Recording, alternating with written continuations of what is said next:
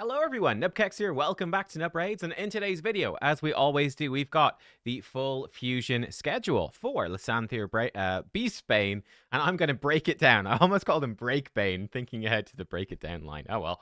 But yeah, we're going to be breaking down the fusion, what events to look at. This is quite an interesting one, and guys, in case you didn't see it, I've just posted this morning an updated impressions video of Lysanthir Beastbane, because in my initial testing of this champion, I tried to put him in my best defense-based Merciless gear, but because I don't use any defense champions in Merciless gear in the actual game, that gear simply wasn't as good, and I've got terrible accessories for High Elves.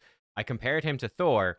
Thor actually had, when I looked at it, a massive gear advantage, so I had to take Thor's banner off, improve Lysanthir's gear a bit, and then retested them for a more accurate comparison.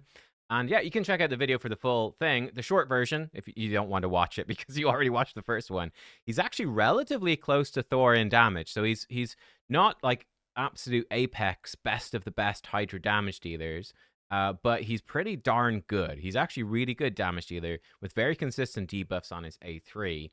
But the question is, this is one of the biggest questions I raised in this video. Let me see, do I still have it up? Here we go. Do you want this fusion? Well, he is a weakened champion for Hydra. Now, he brings decreased speed, but he is fundamentally a weakened champion for Hydra. These are the 4 fusions so far of 2025. AoE weaken with Hex and ally attacks and buff manipulation with Mad Hatter. AoE weaken with block buffs with Esme. Now we've got AoE weaken with decreased speed on Lysanthir. I'm all for having more AoE weakened champions for Hydra. Brilliant. Having 3 within the first 4 fusions of the year is a little bit silly, though, in my opinion. So, yeah, it becomes a big question. Do you actually need him? I do think Mad Hatter is the best of the 3 way. But, yeah, I mean, more weakened, great, but I don't know. So, yeah, check out the full video to see if you need him. I think he might be good for some accounts, but then he might be not so good for others. Like, you might have better Hydra damage or Hydra damage already built. You might have better weakened champions already built.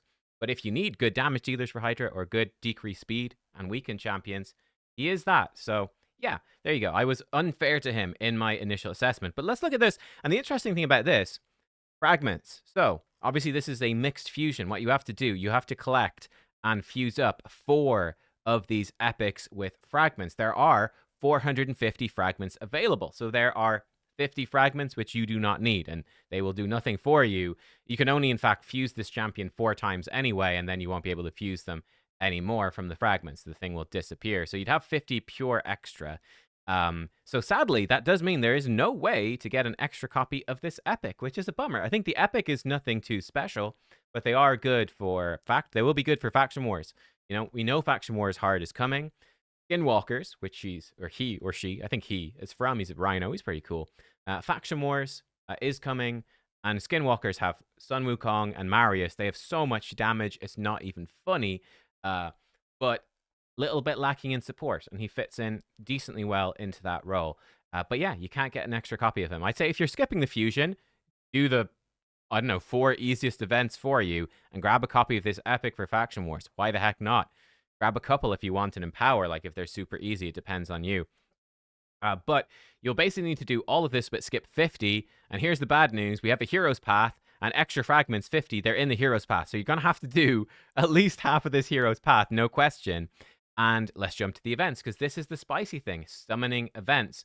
Hero's path and summon rush. So we got summon rush this weekend.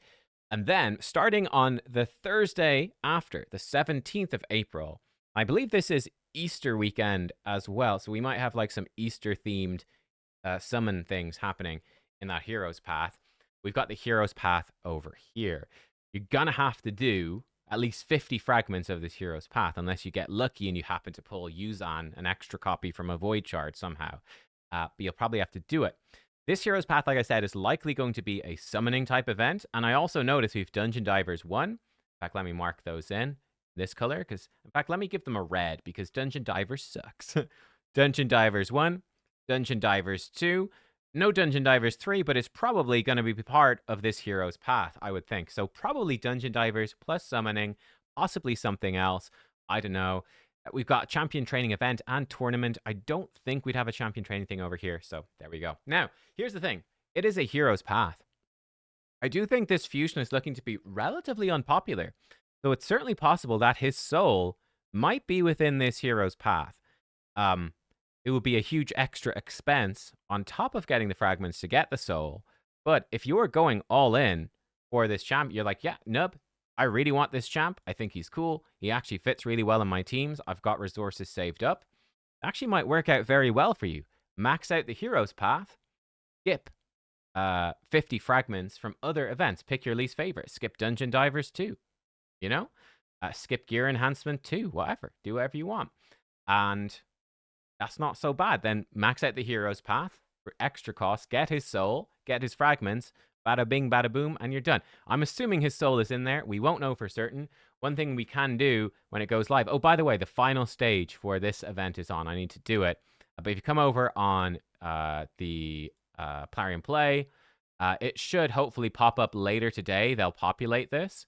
And maybe it will give us some info there as to what sort of rewards will be in this hero's path. Most likely it is his soul, 5-star. Maybe 3, 4, 5. I don't know. We'll see. But yeah, so that kind of works out okay. If you're going for the fusion, it's worth considering. Yeah, so we'll see. So there we go. Which means this summon rush is definitely skippable. Definitely skippable. It might have some good champs in there. But yeah. What else do we have going on here? Well, we've got 3 gear enhancements. We'll cover those. You're looking at roughly 15 million silver per gear enhancement. Yeah, nothing much you can do for these, but save up your silver for these events. You can leave gear at level 11 or 15 to get a good chunk of the stat value, but still get a good chunk when you roll them up to the thresholds that give you points for gear enhancement. That's about it, though. Yeah, then we've got, I think, the easy ones. We've got Classic Arena. It's always easy. We've got 2 of those. Oops, excuse me. So you simply have to do them. It's really not too bad. And then we come to the energy events, which are, of course, the more complicated ones. So we've got 2 champion trainings, champion training, and then champion training tournament. Also worth mentioning that we do have CVC. CVC. Sorry, I'm on the test server, so I can't bring it up. But this should be CVC here. I will be streaming tomorrow for CVC, so I'll catch you guys then. The CVC will overlap Spider Tournament, which is nice, and probably wait for Dungeon Divers 1 to go live before going hard on your CVC. So we'll just put a marker there and a marker there and say, wait for Dungeon Divers before grinding like crazy for CVC. It's going to be personal rewards. It's going to be a spicy one for sure. And yeah, that's what we're doing. And let's go like a dark green. So we've got a Spider Tournament. Again, I would say wait for Dungeon Divers to go hard on Spider. I would start today with Champion Training. Fire Knight, again, you can go hard at the start. And then finish it off pretty much. There's no other thing to spend your energy on once you're done. So if you, in fact, let me actually say for Fire Knight, actually, it's more just do it whenever. Okay? So if you need to finish Dungeon Divers 1, go for it, right? Put in a line here, Dungeon Divers, line here, line here. If you need to finish Dungeon Divers 1, you will have like a day overlap at Fire Knight. If you've already finished Dungeon Divers 1, because you went hard in Personal World CVC on some Dungeon Diver play, like on Spider or something, focus on Champion Training instead, and then finish off Fire Knight on like Saturday, right? There's nothing else energy-wise happening on Saturday, so you could do that. Then we got Champion Training starts on Sunday. Again, it's the only energy thing to spend on, so you're going to be focusing on that. And Dungeon Divers looks like it should start around probably within an hour or so of it. And then Dragon Tournament, again, do it whenever. In fact, again, Dragon is sort of do it whenever, pretty much. So obviously you could finish off. Let's say more of a focus probably at the start. So Dragon, sync it up with the Dungeon Divers is pretty nice. Get Dragon synced up with Dungeon Divers, but you can finish it off after, or you could finish your Champ Training Tournament after. And then Ice Golem, I'm guessing this is likely actually going to overlap Hero's Path, and there's no other energy thing overlapping it, unless Champion Training's part of Hero's Path. So Ice Golem is sort of just do it. When it goes live, just get it done. Again, it probably starts within an hour of the Hero's Path, so probably starts after the Hero's Path, so it'll be fine. And that's where we're at. I think this doesn't look too bad. The big question is, what will be in the Hero's Path, and how expensive will it be? So yeah, if I was to skip 2 events, which ones would I skip? I think I would skip Summon Rush. I would do all of Hero's Path, and Maybe skip Dungeon Divers 2. I think Dungeon Divers 1 is. It depend. I mean, you might just want to grind like Phantom Shogun or something, and skip Dungeon Divers 1. I think though you'd be doing Spider. I think that Dungeon Divers 1 is fine. Maybe Dungeon Divers 2 I would skip, or alternatively one of the gear enhancements, or the Champion Training Tournament actually could be a good one to skip as well. Actually, I might do that. I might actually skip the Champ Training Tournament. So those would be my thoughts. I would do all of the Heroes Path and then skip 50 fragments in Champ Training and Summon Rush. Um, you could always play it safe as well. Try to do everything. And then when you get to the end, skip the bonus 50 fragments in Heroes Path. I think that's viable too. So two options. Skip a couple of your two least favorite events and max the Heroes Path. Or do everything and then look to skip as much Heroes Path as you can. And yeah, we will see. Let me know your thoughts. What are you going to do? Like I said, for me, I think I will grab this fusion because I do have Fina. And yeah, who knows? You know, if they nerfed Trunda, I could be using him with Fina in a Fina team. That might be fine. And I really do like his visuals, but I do feel he's quite optional. I think it really depends on the needs of your account, the resources you have, and how much. Like, I personally don't really mind doing fusions. It's something to do. I've got the resources, so it's really low cost for me. And I think he's kind of fairly low reward for me as well. But low cost, low reward, I don't really mind. You know, it depends. For you, if it's high cost, low reward, If it's high cost, high reward, then maybe. If it's low cost, high reward, then yeah, definitely go for it. It really depends on your account and where you're at. But I do think it's skippable. Also, you will need a certain amount, I don't remember how much, of void potions and white potions. They're usually not too bad to get, though. You don't use void potions too much. But do bear that in mind for the void keep. Let me see. Can I check it real fast? Okay, yeah, perfect. So to ascend a void epic to 5 stars, you will need 6 big void potions, 20 medium ones, 3 big white ones, and 15 medium white ones. Arcane ones, I guess.